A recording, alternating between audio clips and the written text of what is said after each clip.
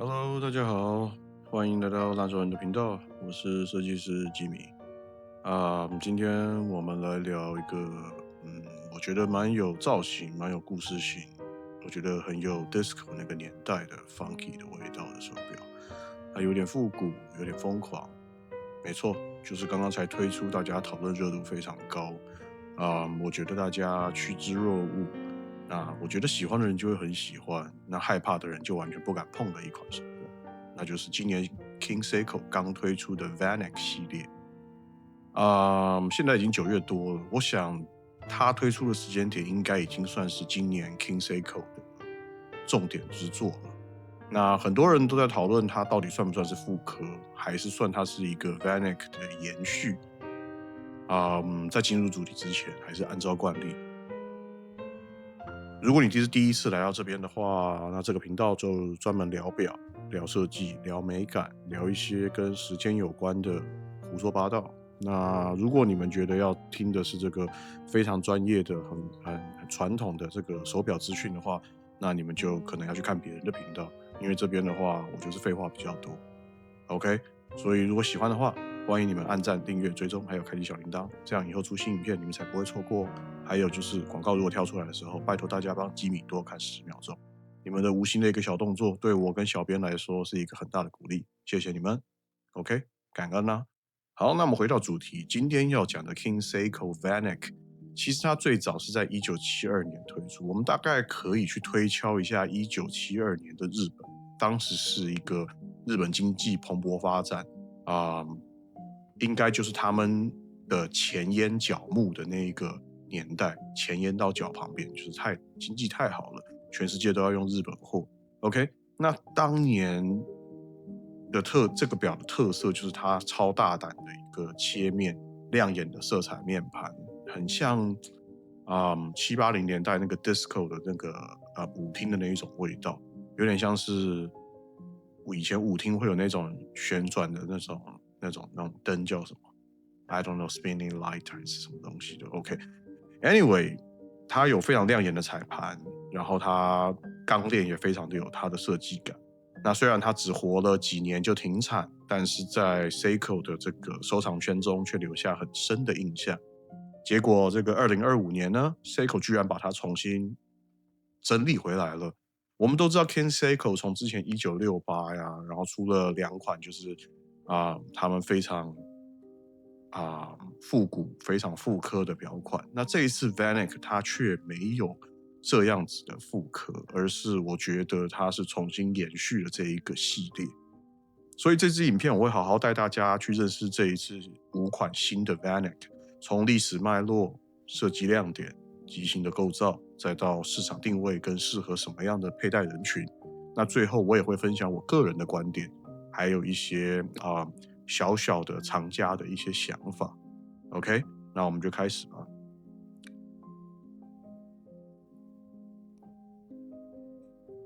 OK，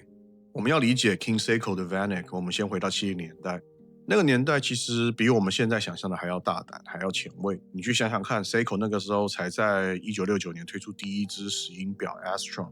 那整个钟表界都被它震撼到了。可是 Seiko 没有停下他们的脚步，他们还同时在玩一些非常设计的系列，那其中就包含了 King Seiko 的 Vanek。OK，Vanek 这个名字到现在官方也没有给出过一个非常明确的解释。那有些人会开玩笑说，其实 Seiko 是随机命出来的，但到2025年，Seiko 重新帮它定义成就是 vibrant、active、novel and alternative and comfortable。那说穿了，就是这个系列就是活力、创新、另类、舒服。OK，那1972年刚推出的时候，Vanek 最大的特色就是它的那一块矿物质玻璃，它的强化玻璃有很多的切面，那折射的光线其实现在也没有几个牌子做过。那再搭上它五颜六色的这个彩盘，就很像是舞厅里面的 OK 镜球，就是那个 mirror ball，就是那个旋转的那个球。那当时 King Seiko 的定位在公司，其实从一开始它跟那个 Grand Seiko 是2个厂在做竞赛。那到后来 Grand Seiko 有一点真正走出了它一条自己的路，反而 King Seiko 就变得有点像是变成次旗舰的那种感觉。可是其实说实话 ，King Seiko 的做工一点都不输 Grand Seiko， 只是在公司内部那一个70年代设计氛围的竞争之下，因为他们 Seiko 是等于是2个完全不同的 team， 他们在彼此较劲，在彼此你出这个我就出那个，你出那个我再出这个。他们当时的公司文化氛围是一个内部竞争脱颖而出的一个文化。其实这还蛮像我们自己做设计的设计，也就是今天谁能做出好的专案，谁就有资格真正的推出这个产品。OK， 那这是我大概介绍他们当时 King Seiko 跟 Grand Seiko 这个东西。如果以后大家有兴趣的话，我可以详细再做一起来跟大家讲他们的这个2个品牌的历史跟文化。OK， 不过当时 Vanek 因为设计太过于前卫，那 Seiko 本身在70年代初期的时候，其实一直在尝试大量不同的路线，所以 Vanek 这个系列其实并没有在市场上存活太久，大概4年左右就宣布停产。这也是为什么今天回头看 Vanek 在 Seiko 的历史中其实是算特别短暂。那也因为这一个时间的短暂，让人感觉它特别的神秘。OK， 那我们快转到现在 ，Seiko 在2022年正式复活了这个 King Seiko 这个支线。那一开始是走比较保守的复刻，比如说1965的 KSK 的这个表格线条，或者1969的这个 Cushion Case。那这些表都是比较稳重，比较像给人的感觉就是 OK， 夹在了 Seiko 跟 Grand Seiko 中间的一个第2旗舰品牌的感觉。OK， 但 Seiko 显然这一次的感觉，他不想让 King Seiko 只是一个乖乖牌复刻版，于是他们把 Vanek 在2025年重新带回来，让 King Seiko 的形象变得更为大胆，更为玩味。这也就让人非常期待，就是新的 Vanek 它到底是复刻还是重新创造？其实答案是很明显是后者。它虽然保留了大量当年的那个 DNA， 比如说大胆切角的这个表壳，很丰富的彩色面盘，整合的链带，但是同时它也做了很多现代化设计的调整，比如说用蓝宝石玻璃取代当时的矿物石的切面玻璃，这一次它就没有切面玻璃了。那再加上透明底盖，搭载全新的 8L45 的机芯，所以如果你是老玩家，你的确会觉得它一看就知道它跟原版很不同，但是你还是可以看得出它的那个设计感的强烈、复古、新潮的那一个 King Seiko。我觉得这就是这一次这只表推出它非常有趣的地方。OK， 那第3，它的设计的亮点跟这次的造型，我们先从设计开始聊起。Vanek 它这次一共出5个颜色，第一款是这个 Twilight 紫金，紫色搭金色 SLA 083。OK， 它的灵感是来自于黄昏时分的那个东京的天空的 skyline。OK， 那再来是 SLA 085的 Midnight 海军蓝，它代表的是东京午夜的那个静谧。OK， 那再来是SLA 087 Sunrise， 则代表的是日出的亮光，它是银白金针。然后 SLA 089 Horizon 金钟，那这一支限量是全球只有700支，是这个诠释东京的这个日出。还有 SLA 的091 Brilliant Sunlight 冰蓝，那它是专卖店的限定。我在想这边的专卖店，我不知道是不是指银座的专卖店，还是指全球只要是直营专卖店都会有这个限定。OK， 那它就代表了东京清晨的蓝天。所以你光看这些名字就知道他想要把东京的天空时间变化放进在这个系列里面。我觉得概念上来讲它是很浪漫的。OK， 那表壳的部分41的表径 14.3 的厚度，我觉得算是 dressy sporty 的 mix， 是一个 hybrid 的概念，它可以正装也可以运动。那整个表壳我觉得它就很像是一块金属的方块直接被切割，棱角清楚，抛光，拉丝交替，光线打下去会有很棒的这种反射效果。这种几何雕刻的建筑感，我觉得就是 Vanek 最重要的基因。那镜面则是换成了这个蓝宝石玻璃。那老粉丝我相信会觉得很可惜，因为它并没有把这个切面玻璃保留下来。但实际上蓝宝石它的透光性更好，更耐刮。那你说它是不是少了一点灵魂？我觉得也可以，但是你说它是不是更适合日常的佩戴？那你阅读上也更方便，我觉得这是绝对成立的。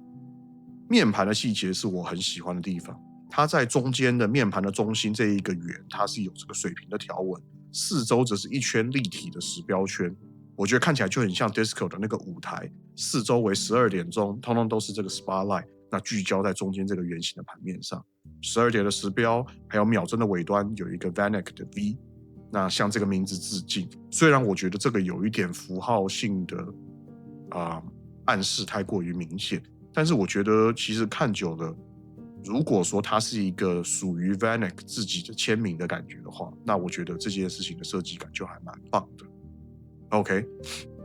那指针跟时标上都涂了他们家的这个 Luma Bright， 所以晚上的读时也不会有问题。那表带则是我觉得很重要，这只表非常重要的一个部分。他们命名它叫整合式链钢链，那延续表壳的菱角设计语言，它整个表带从抛光拉丝质感是非常非常好的。我在整个所有的评论里面，我都不断盯着它表带的这些照片。虽然它的表扣具没有微调，但对于手腕比较尴尬的人可能会有些困扰。但是我觉得整个表带它的设计虽然说有这么一些小小的可惜，但是整体看起来，我觉得 Vanek 的设计它就是很大胆、很有特色，它根本就一点都没有任何欧洲瑞士表的任何一点点味道，它甚至也不像 Royal Oak， 也不会像 Nautilus。我觉得这一点非常值得称赞，因为现在太多一体式、整合式的表带链都在模仿 Genta 的设计。OK， 他们说的我就不讲品牌了，反正呢，其实现在非常多了。但是 Vanek 我觉得在这样子一体式链带的混乱的一个战局之下推出了 Vanek， 我觉得它等于是定位了一个 King Seiko 非常棒的一个定锚效应。OK， 那接下来我们来聊机芯，它这是搭载的是他们这个高阶的这个 8L45， 是他们目前中高阶机芯里面最强的一颗机芯。那其实它就是 Grand Seiko 的 9S 的65跟55，基本上来讲就是同一颗啦，只是简化。那一样它保留了4 Hz 的高振频，动力储存来到72小时。那官方的准确度是正10跟-5秒每天。虽然还没有达到 COSC 的瑞士等级，但是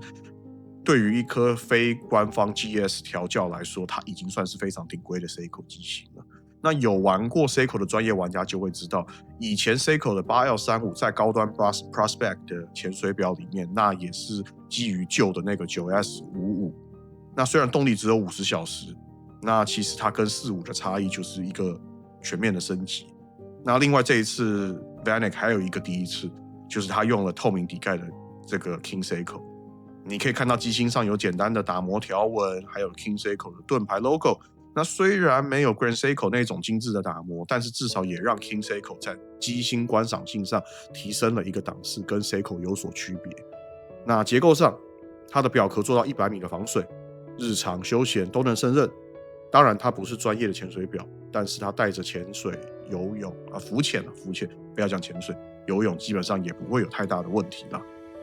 对，那当然我是觉得会带这个表去做这种水下运动，我觉得是还蛮特别的。对，因为 King Seiko 我觉得它不光是外观漂亮，我觉得它机芯这一次配的也非常的好。OK， 那说到这边，大家一定会问，就是说，官方定价多少？官方定价大概就是$3300，其实大概就是10万块台币。那这个价位你放在 Seiko 里面，大概就是跟大 MM 一样的定位，就是300米的 Marine Master。OK， 那你会基本上看到差不多在 Seiko 这一个价位，你现在可以看到的偏正装有设计感就是 Vanek。那你10万块大概在 Seiko 能买到的 ，OK， 一个可能是那个62 Max， 那另外一个可能就是 Marine Master 1968。对，那基本上他们大概就都用 8L45 的机型。那我觉得还不错的点就是说，